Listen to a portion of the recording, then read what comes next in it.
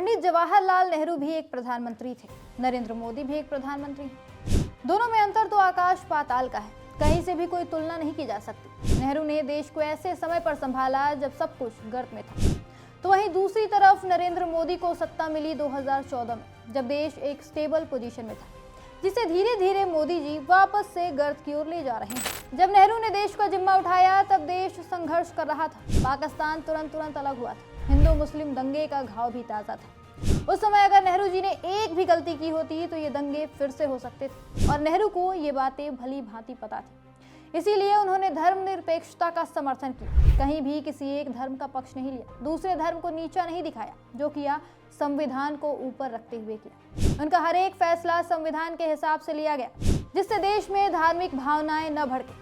तो वहीं आज देखिए प्रधानमंत्री नरेंद्र मोदी क्या कर रहे हैं। धर्मनिरपेक्षता शब्द का हर रोज मजाक उड़ाते हैं, संविधान का मजाक उड़ाते हैं। 2024 के लोकसभा चुनाव के वक्त तो इन्होंने संविधान को जड़ से ही उखाड़ फेंकने की कोशिश की। वो तो भला हो देश की जनता का, जिन्होंने समय रहते इनके होश ठिकाने लगा दिए।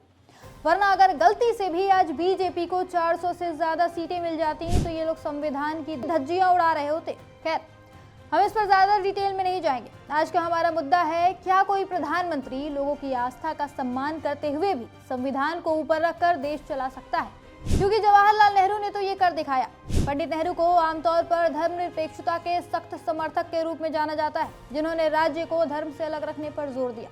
उन्होंने हमेशा संविधान को सबसे ऊपर रखा, हमेशा सेक्युलरिज्म, समानता और अल्पसंख्यक अधिकारों की रक्षा पर बात की, लेकिन साथ ही उन्होंने हिंदुओं की आस्था को भी बरकरार रखा, उसे कभी ठेस नहीं पहुंचाया। उदाहरण के तौर पर इस तस्वीर को देखिए।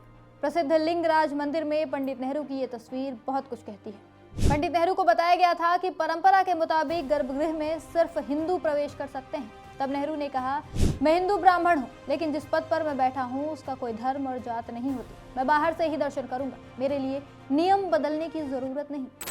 नेहरू जी चाहते तो नियम को बदलवा सकते थे, लेकिन प्रधानमंत्री होकर भी उन्होंने ऐसा कुछ नहीं किया, न दबाव बनाया और न ही नियमों के साथ छेड़छाड़ की।